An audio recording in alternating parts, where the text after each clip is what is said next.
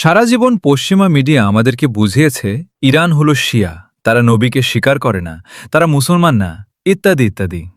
কিন্তু বড় হয়ে আন্তর্জাতিক রাজনীতি যখন একটু একটু বুঝলাম, তখন দেখি এই শিয়াদের চরিত্রই নবী সাহাবীদের চরিত্রের সাথে অনেকটা মিলে যায়।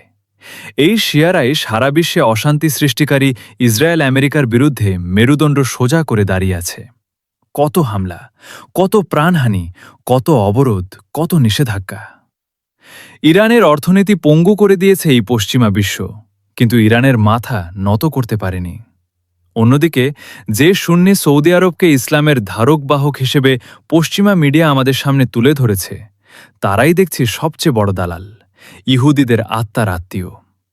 মদ, নারী, জুয়া আর ভোগবিলাসের সর্বদা মত্ত এসব তথাকথিত সুন্নি নেতারা। আল্লাহ রসুল সাল্লাল্লাহু আলাইহি ওয়াসাল্লাম সৌদি আরবের মাটিতে শুয়ে না থাকলে আল্লাহর গজবে সবার আগে সৌদি আরব ধ্বংস হয়ে যেত নিঃসন্দেহে।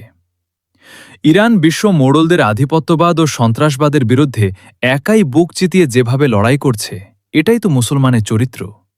অন্যায়ের সামনে কখনো মাথা নত নয়। মুসলমান বীরের জাতি, মুসলমানের হারানোর কিছু নাই। মরলে শহীদ, বাঁচলে গাজী। বীরের মতো আমৃত্যু লড়াই করাই মুসলমানের চিরায়ত চরিত্র।